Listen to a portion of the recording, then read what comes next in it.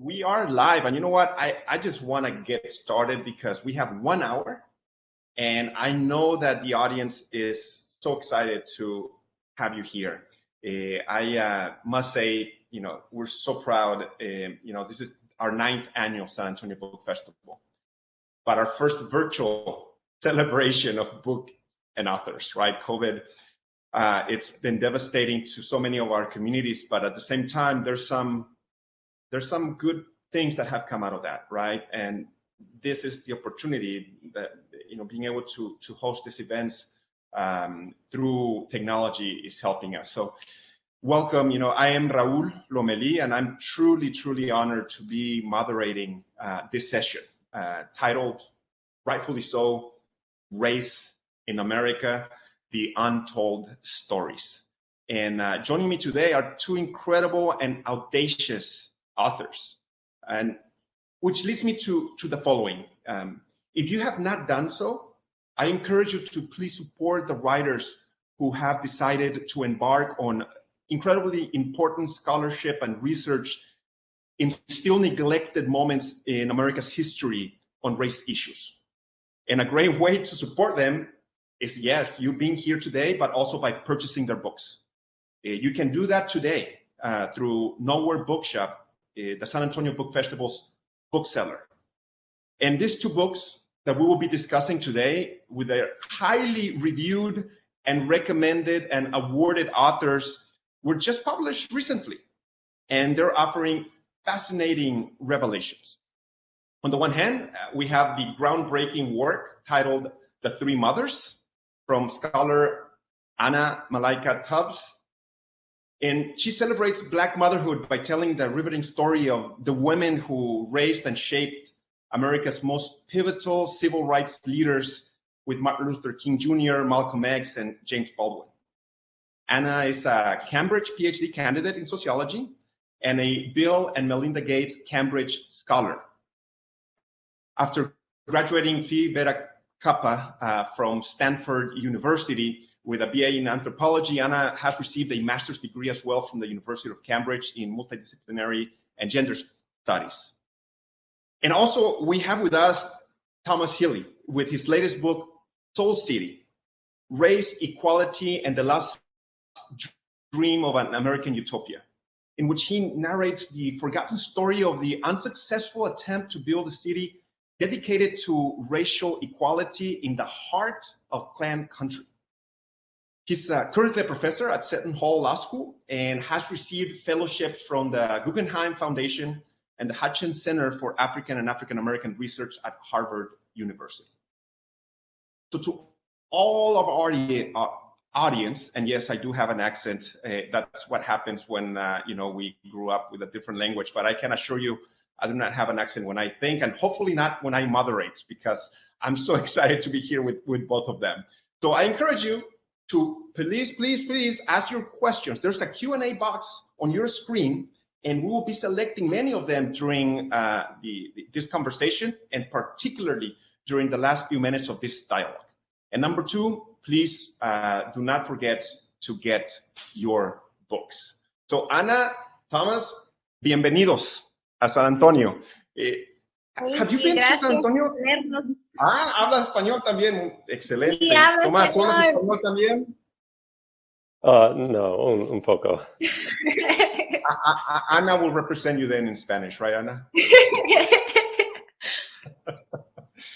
Well, look, guys, such a pleasure to have you here. I try to do my best and capture the covers of your books in the screen behind, and obviously I have them and read them and reread them, and I'm a member of a book club with friends, and I'm recommending those as one of our readings. The way that we're going to do this, because we have so much to cover, is that we're going to take 10 minutes with each, then we're going to have a conversation between us, and that way we're going to be able to bring our audience in and be able to have a more, or as much of engaging conversation as we can have, given the circumstances that we have to do this with. So we are going to start with you, Anna, if that's okay? Sure. Fantastic. One of the things that were so interesting the topic that you selected, of course, incredible. But choosing, did you know I want to choose 3, or as you began to do research on it, you focus on those 3 amazing women, and of course their children? How did that come to be? Yeah, the process was a long one. I do appreciate the question, and I've tried to make the answer more succinct as I've been asked this, but to be honest, it's going to be long and a little messy. But I started my PhD knowing that I wanted to address the erasure of Black women's stories, that there were so many of our stories that were being forgotten, hidden from us. I was incredibly inspired by Margot Lee Shetterly's book, Hidden Figures, that went on to become this incredible film. So if you haven't heard of the book, you've probably heard of the movie, but that I realized that this kind of erasure was very intentional, and that story makes it clear. It's not kind of a moment where someone says, oops, we forgot to tell you that Black women were behind the space launch, and without their calculations we couldn't have done this. That's very intentional because it doesn't fit a patriarchal kind of white male notion of who the heroes of the story are.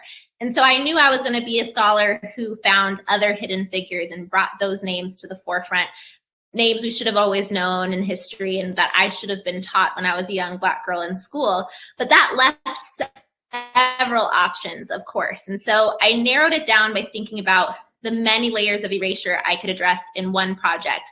I thought about the civil rights movement because it's a moment in history where we come back to over and over again in policy today. We'll come back to it for years. We always come back to the civil rights movement, but unfortunately it's spoken about from the perspective of male leaders.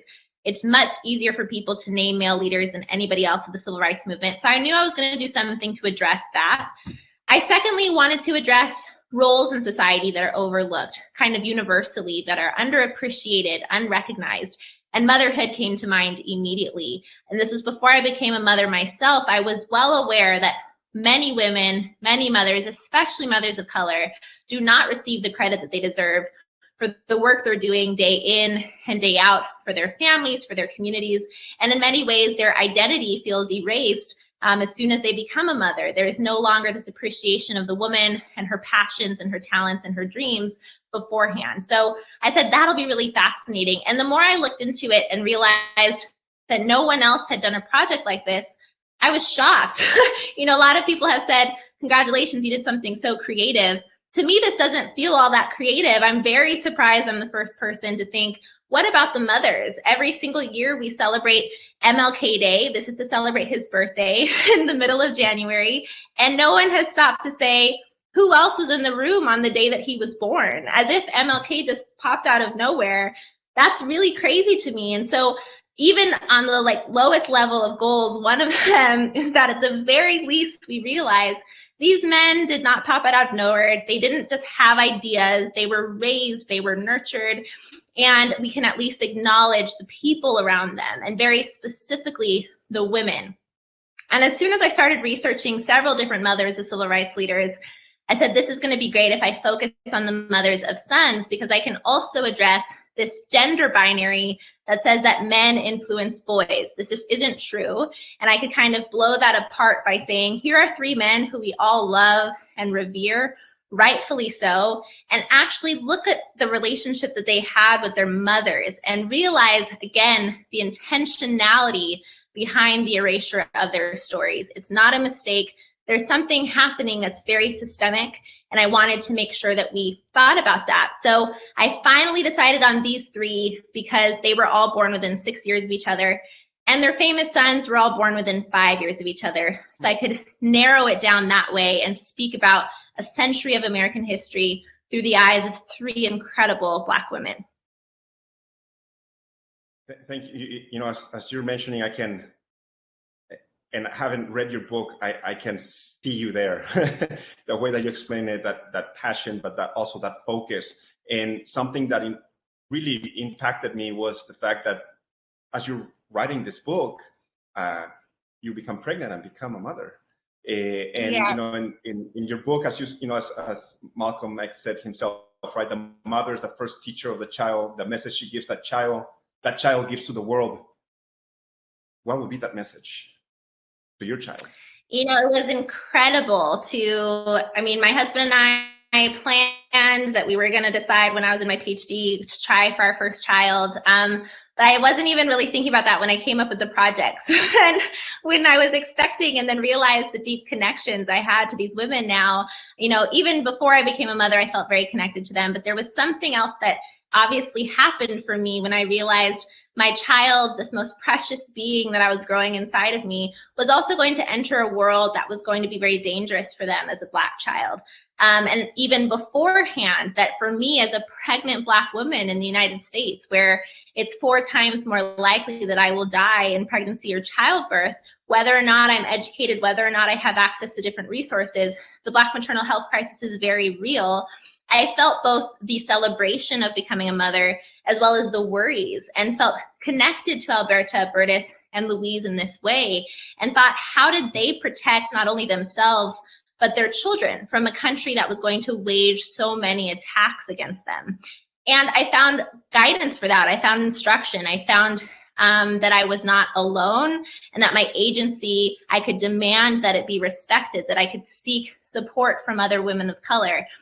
In all 3 of these cases, the mothers never accepted these circumstances as if they were, one, inevitable, or that they were unchangeable, or that they were going to simply say, oh, well, I just need to deal with this, but instead said, we are well aware of what's happening in the country. We're well aware of what's happening in the world. We are change agents. We are going to change the systems around us one by one, and we're going to teach our children how to join us in that kind of changing work.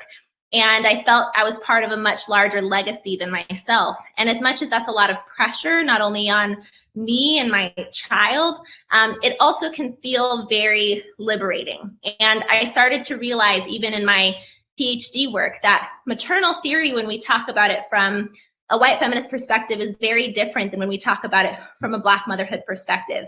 Quite often when we think about motherhood in white feminist theory, it's actually associated with reproducing the patriarchy. And many criticize the role of motherhood, saying women should maybe try to avoid this, or try to not, you know, this is a way in which we're being kind of subjected to these notions of patriarchy.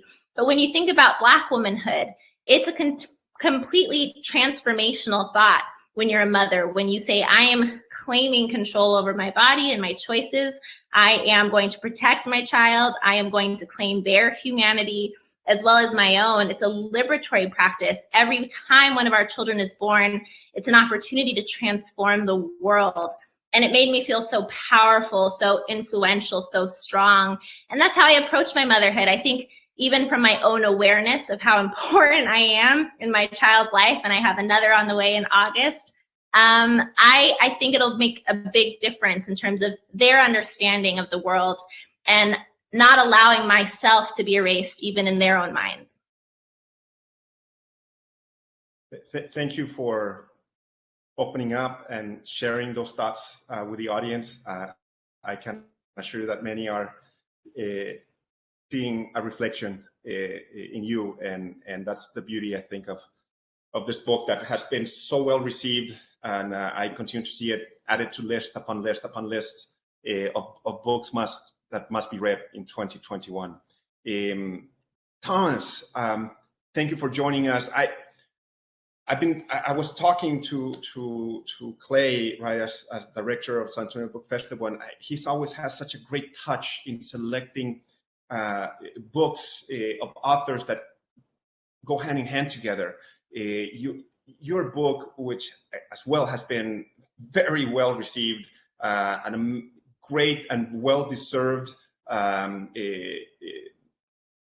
New York Times wanting to really promote it and talking about the book. And truly, the question, as I read it, very gripping narrative, but what led you to decide, and what led you to initially want to write this book? I was sharing with you earlier, Thomas, that I've gone through civil rights in the Latino community, and I never heard of Soul City, and I'm ashamed of myself for not knowing that story. So if you could share with us how did that come to be? Yeah, thank you so much. It's really an honor to be here. You're not the only one, let me tell you, who didn't know about Soul City. I didn't know about Soul City until I was maybe 22 years old, and I grew up a couple of hours down the highway in North Carolina from where Soul City was built. I was born actually the same year that Soul City was founded, but it took me until I was 22 years old until I heard about it. I was a reporter at the newspaper in Raleigh, North Carolina, when Floyd McKissick, who founded Soul City, died. And that was the first time that I ever heard about Soul City.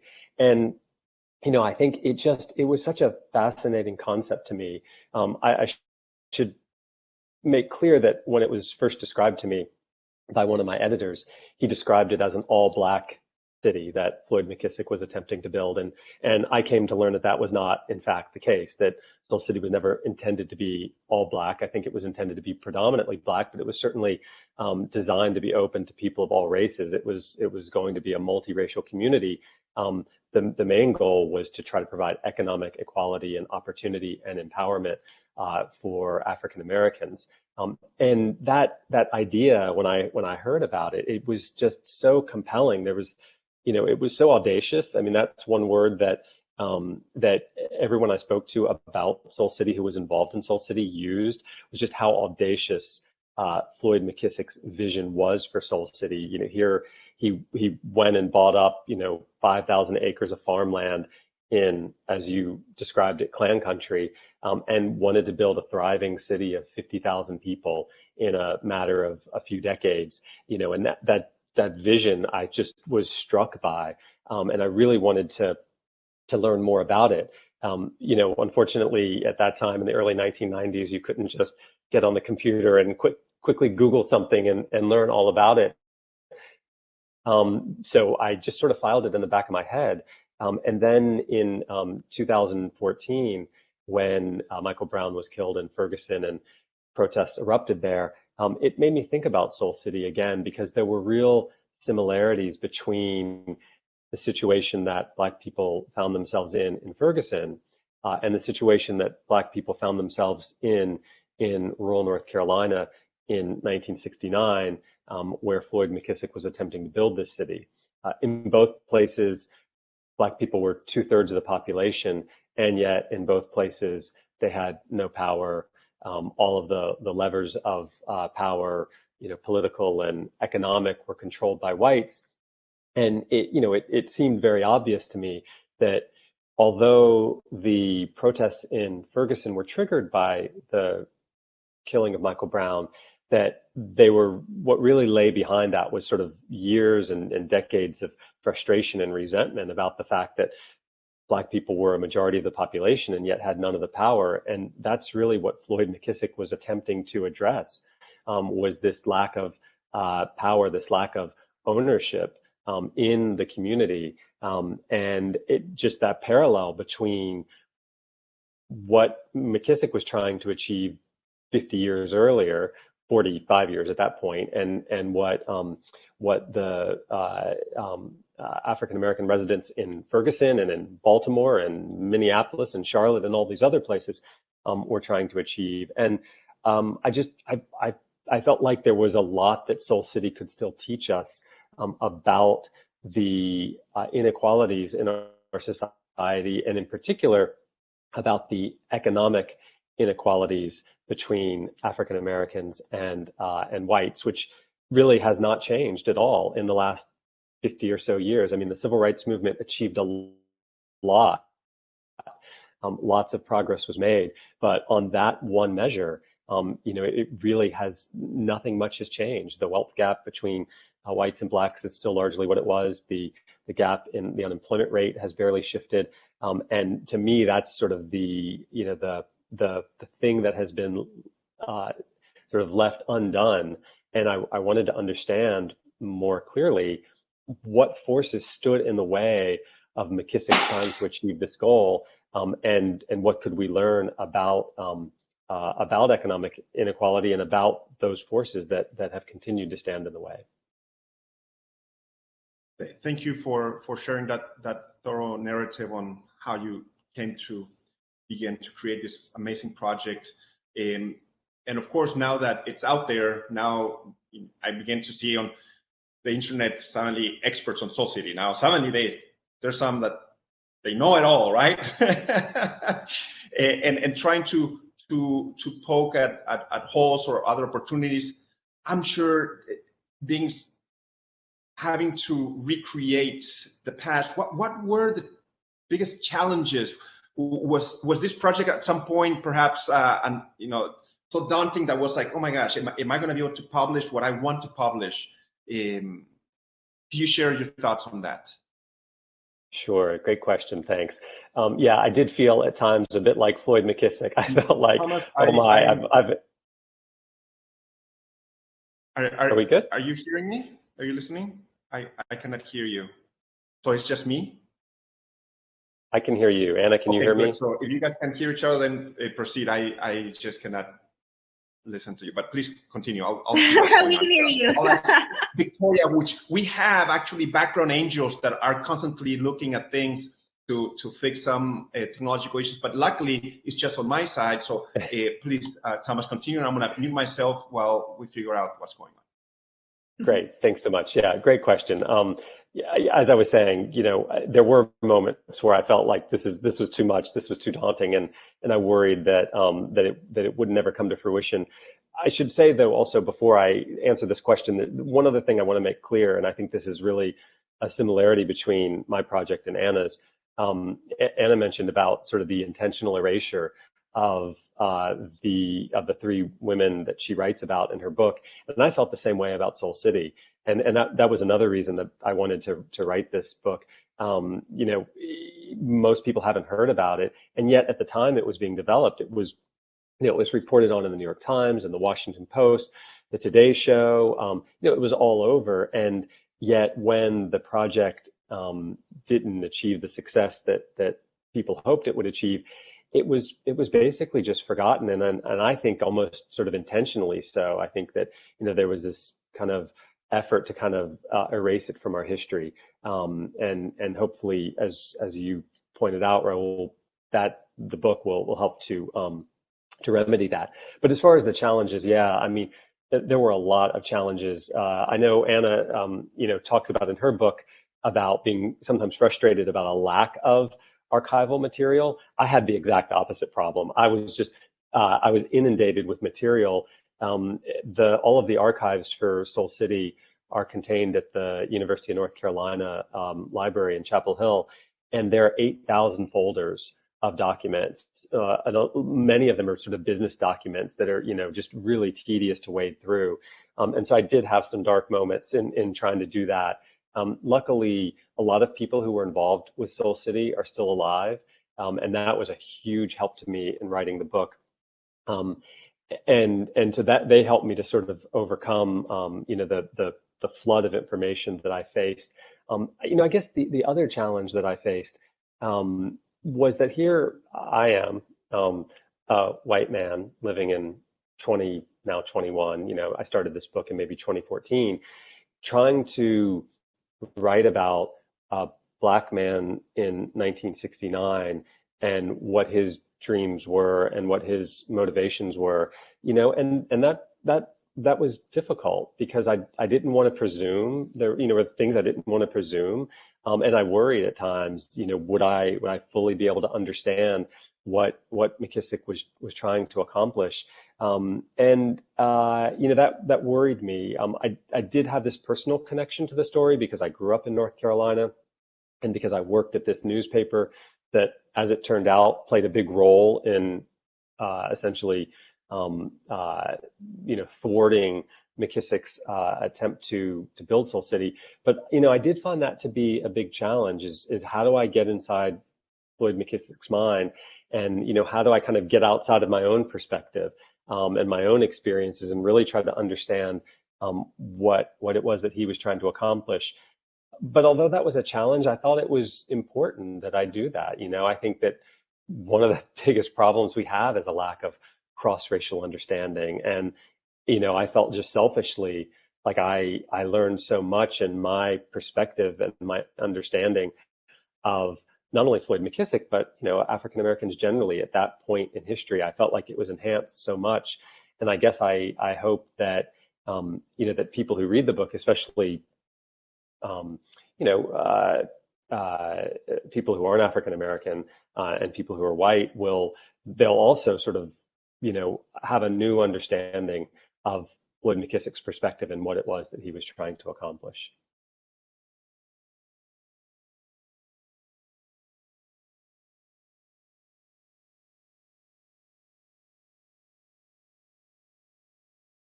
I can't hear you, Raul. It might just be me, though.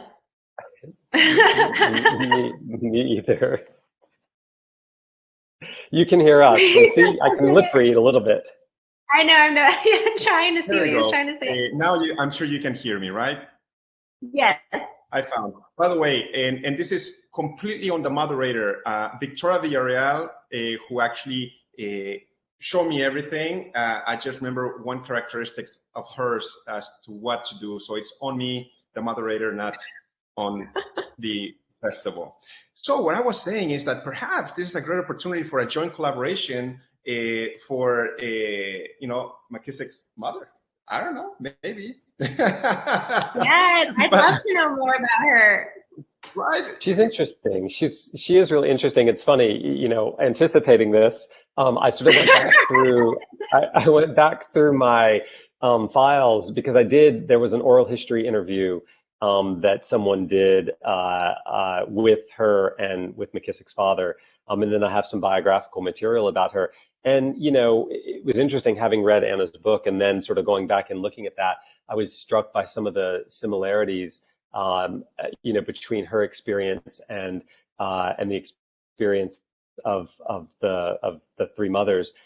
She worked at North Carolina Mutual, an insurance company based in Durham, for 30 or so years. She had a really interesting career. She graduated from college, which is quite unusual in the early 20th century for anyone, much less a woman, much less an African American woman in North Carolina. But yeah, she played a huge role in shaping her son, as did those other mothers. So yeah, Anna, let's talk about that. Yeah, I read your book looking for her, and then I was like, I guess we're gonna have to talk about it. I love that, though. That's what I hope for the rest of my career, that everyone feels ready to talk about the moms whenever we're in conversation. This has been quite the journey for the two of you, and obviously as we gather the questions from the audience,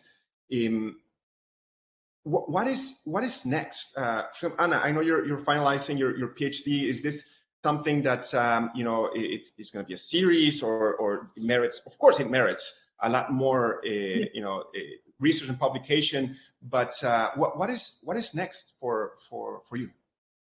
Thank you. I love that question. It really makes me feel like I've arrived as a writer when people ask me what's next. Because when it's your first book, no one really knows you're a writer quite yet. You're saying it, but no one really believes you. So once it's out there, it's really a compliment. So I appreciate that. Yeah, I'm almost done with my PhD. I've defended and I passed my oral viva, is what we call it at Cambridge. Thank you. And I just have a few more additions to make whenever I have the time to do that, which hopefully will be soon. I was saying that Black History Month and Mother's History Month were so beautifully overwhelming in the most positive ways for the book. So that's the only thing that's kept me so far from becoming officially Dr. Anna Malaika Tubbs. But hopefully in the next couple of weeks, I'll be done with those corrections. And then I want more people to write about these three women.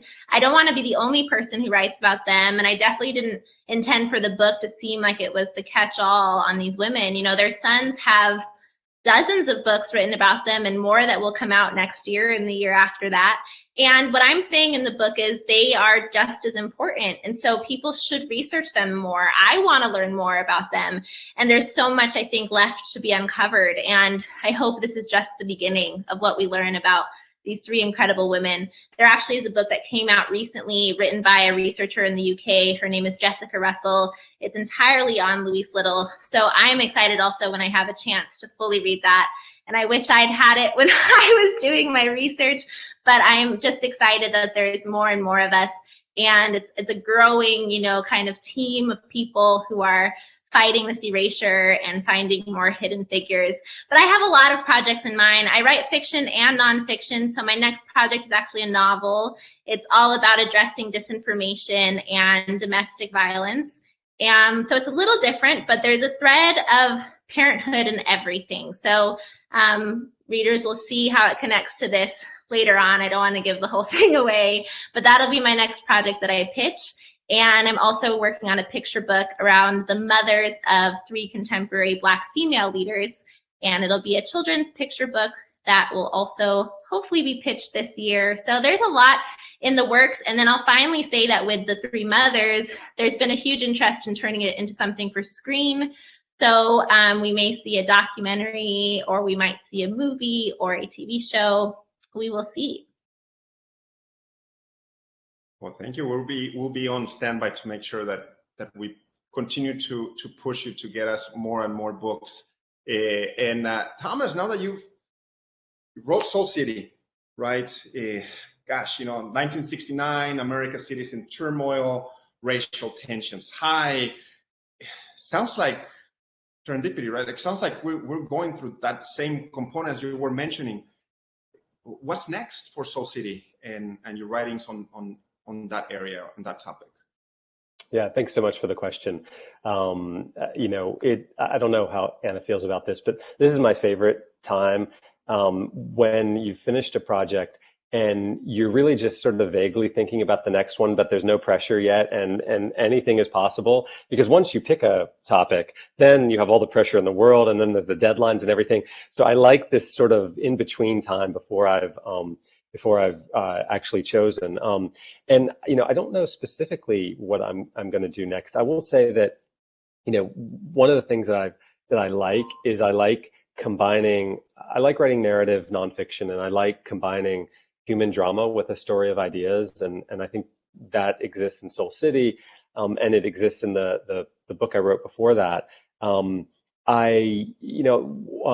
There's one sort of story that I'm interested in telling, which is revolves around the Highlander Folk School, which was essentially the training ground for many civil rights activists during the 1950s and 1960s. John Lewis did sort of key training there, and it was founded by a really incredible man named Miles Horton.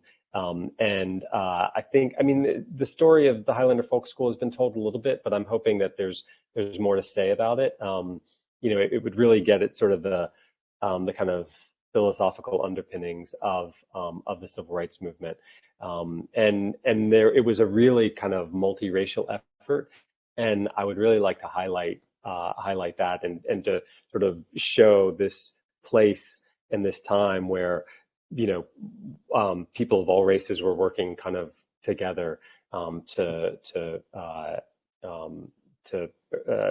decrease racial inequality.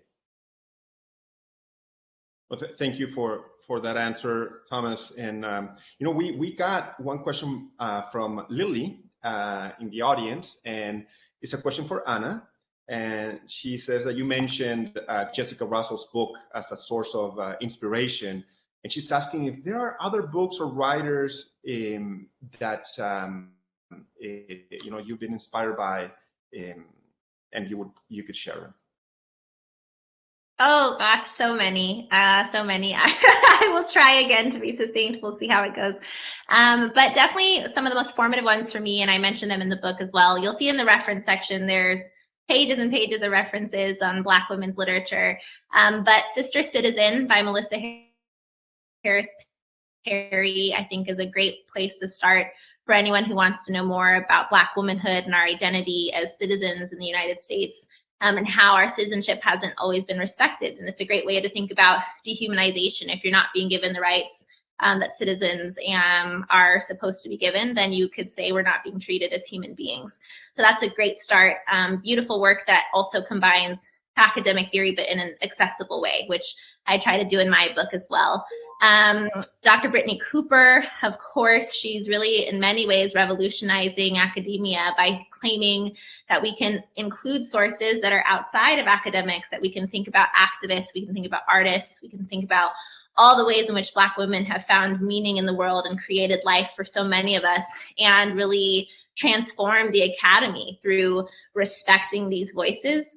And I always look up to her and have used several of her books. I'm also incredibly inspired by activists and their work. So Alicia Garza and her recent book, as well as Patrice Kahn-Cullors, and both of them, of course, being co-founders with Opal Tometi of the Black Lives Matter movement.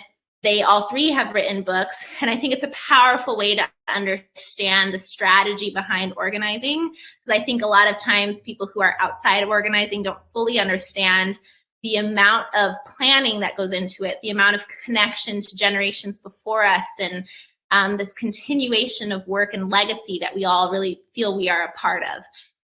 So those are some that I'll suggest, and then there's plenty more that I include in my book at the end. Thank you, Anna. And I will take that thread, and Thomas, you do go into in the book as well to talk about other attempts, while not within the parameters of being for African Americans, but there were others that were more received and more supported. On that research, what was the contrasting differences between the projects? And ultimately, while you provide a decisive narrative as to why this one failed, I think it would be a great opportunity for you to share with the audience and for them to explore that, how vast your research was in terms of comparing what was happening during the 60s. Yeah, thanks so much for the question. There were other new communities that were being developed around the same time. It's very hard for us to imagine today, but in 1968, Congress passed a law allocating $500 million for the building of new cities around the country. I mean, to us, it just seems like such a bizarre concept, but there was this sense that, with many of the cities in crisis and with an explosion of the population expected over the next few decades, there was this sense that we needed to have additional cities, additional growth centers around the country. And so Congress passed this legislation to support this effort. And ultimately approved the building of 13 new cities around the country. Unfortunately, all of them but one did not succeed. The only one that did succeed was the Woodlands in Texas, an exurb of Houston, which received more money than any of the other programs that were being funded under this law. What's interesting is Soul City was the only one of these new communities that was being developed in an entirely rural area. And it was also the only one that was being developed by an African-American developer. And one of the big criticisms that McKissick received was that, here they were using government money to support a community that was, in many people's minds, going to only be for one race. And yet the Woodlands, today is 88% white. And no one ever thought to critique the Woodlands as a separatist venture in the way that people critiqued Soul City as a separatist venture. So, there were a ton of precursors for Soul City, not only in the 1960s, not only these new communities that were being built, but throughout American history. There had been, numerous attempts by people, by African Americans in particular, to build independent, self-sufficient communities, both before and after the Civil War. And so Soul City was drawing on that tradition. I think the big difference between Soul City and a lot of these precursors was that it had the backing of the federal government. And it was a much more kind of thoroughly vetted, comprehensive attempt to build a real city. A lot of these precursors were kind of agricultural service centers. And so there's so many interesting, communities and traditions that Soul City was attempting to build upon. And I thought that was a really important part of the story to tell. Soul City didn't just come out of nowhere, right? Any more than Martin Luther King and Malcolm X and James Baldwin came out of nowhere. There were precursors and there were traditions that Soul City emerged from. Thank you for sharing that. In your book, of course, you describe the need for economic empowerment, and obviously we're still living through a lot of the issues, right? We still find a lot of municipalities where they have at-large elections, and obviously much more difficult to have proper representation of racial and ethnic minorities. I am an immediate past chairman of MALDEF, which is the Latino legal voice for civil rights in America. And we just won just 2 years ago, the redistricting on a per district basis, not at large, of Kern County, which is in Bakersfield, California, just north of LA County, because up to that point, they were not representing the ethnic and racial minorities of the city. I just want to tell you that in San Antonio now, 8 out of 10 city council members are ethnic or racial minorities, and 6 out of the 10 are women. So we're obviously very proud for that, but it is precisely learning and understanding our history that we can actually create some progress. As we begin to edge towards this very interesting, and thank you for your time, I'd like to first begin this time with an opportunity for some final comments, some final statements intended to really wrap up this discussion and this session. So with that, why don't we start with you first, Thomas, with some final words. Sure. Yeah, I'd be glad to do that. If you don't mind, I'm actually going to take the opportunity to just read like a short little passage, because I want to make clear what the vision was behind Soul City. And I talked about these traditions that Soul City emerged out of. There was both this sort of utopian tradition, and there was a tradition of creating, predominantly Black communities. And one of the things I was trying to show in the book was how McKissick's vision both built on those traditions, but also differed from them. And so I'll just read a short paragraph about that I hope kind of encapsulates what he was trying to accomplish. So after describing the utopian tradition and the Blacktown tradition, here's what I write. In short, although McKissick wanted to build a new kind of community, he also wanted to provide something vastly more straightforward for the residents of Soul City, a chance at the American dream. There was a reason Black people were absent from the socialist utopias of the 19th century, and it wasn't just because they were being held in bondage. Even in the North, and even after the Civil War, most Blacks were indifferent to the message of the Shakers and Owenites, for the simple reason that they couldn't take for granted the very things those movements sought to escape: materialism, ownership of private property, and middle-class respectability. The same was true a century later, when white suburban dropouts flocked to communes in California and New England.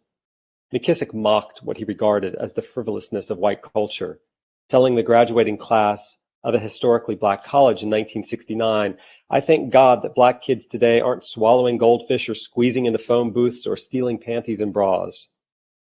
Blacks had more pressing concerns, and so did McKissick. He wanted to take the American dream, the dream of opportunity, upward mobility, and self-determination, and make that dream available to a group of people to whom it had been denied. McKissick wasn't trying to create a place that didn't exist. The place he had in mind existed all around him. It just didn't exist for Black people. I got goosebumps. I remember reading that part in the book, and very powerful. And thank you. I always love when authors read right from the book. It allows us to really look into the soul, pun intended, of what we're trying to do. Anna, if you would do us the pleasure of sharing some final thoughts and observations. Yes, absolutely. And I think just for those who haven't read either of the books yet, that is a perfect testament example of how beautifully written Soul City is. It's really an awesome journey to partake in. And my final comment is I'll also be reading, but I just want to say that this is from the conclusion. I have to now, I feel like. But it's to really hopefully drive home the point that while this book is about celebrating history and thinking about 3 incredible women in history, it's also about where we are as a nation today and what's left to do in terms of work, and making sure that we not only admire Black women for their strength and the trauma that they've been through, but instead to think about how we change things, that these things are no longer happening, so that my fears are not the same ones that Alberta Burtis and Louise had day in and day out, not only for their lives, but for their children's lives as well. So this is from the conclusion, and I'm reading from the electronic version. These three women bring me incredible inspiration and hope. Through honoring their existence and worth, I have affirmed my own. Yet their lives speak to more than what we Black women can gain from their stories in order to persist in our own journeys. They speak also to the role of the communities and society we find ourselves in. Their stories are not only about how, as Black women, we can protect ourselves and our families, but also about how others, including our loved ones and even policymakers, can and should protect us. While it is true that Alberta Burtis and Louise lived powerful and influential lives despite a lack of additional support, we should not accept the challenges they faced as if they were unavoidable. Such challenges have hurt and even killed far too many of us. We should instead honor their journeys and use them as guidance for making life easier for all Black women and mothers moving forward. At the heart of this writing is the constant tug of war we Black women face and our attempts to find balance despite this. We are deemed less than when we are forced to be more than. We are reminded over and over again that we are viewed and treated as objects without needs for dignity or protection, that we are less intelligent, less beautiful, less able, and as a result, we push ourselves to always be more, working harder than those around us to pursue our goals. This balancing act of being told the opposite of what we know about ourselves and acting with such a dichotomy in mind leads to our ability to produce life, even when it is denied us. Our lives consist of fighting for ourselves and our communities in response to the attacks we face, pushing against the sources that deny our existence. Black motherhood in and of itself is liberating and empowering. It is the lack of support we need that can make the experience oppressive and draining. Being a Black mother should not be seen as a journey one embarks on or endures on her own. Friends and partners, when they are present, should share in carrying the load Black mothers hold on their shoulders. Rather than standing in awe of Black mothers and simply commenting with deference on their incredible strength, others should stand with them and lighten their burden. Partners should participate equally in the home and in supporting Black mothers with their own dreams. Public officials should listen to what Black mothers say they and their community members need. It is time for the honor many quietly pay to Black mothers to become as loud as Alberta's choir, as consistent as Burtis's love, as strong as Louise's fight.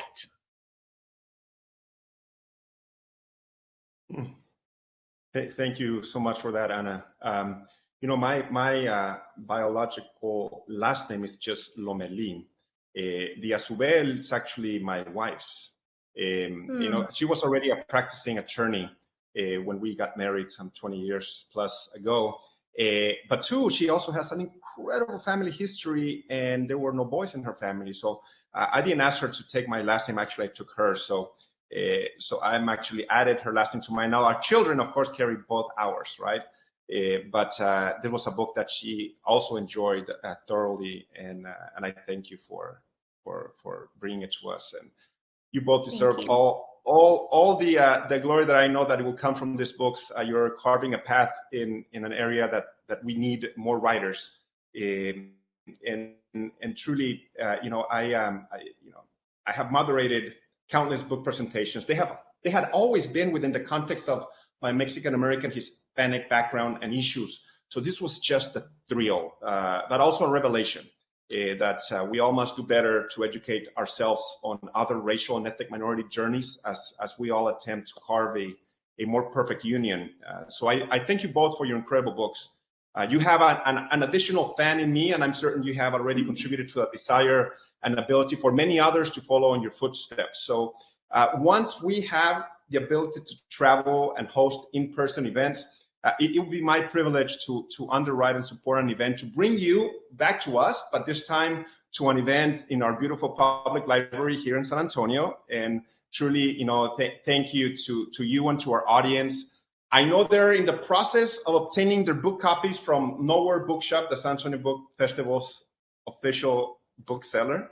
And I know for a fact that I'll be ordering many, many more for myself to give to others. Thank you so much, and I can't wait to host you again, but in person here in San Antonio. Thank you, Raul. Thank you for the questions. Thank you so much. It was really a thrill to be here. Thank you.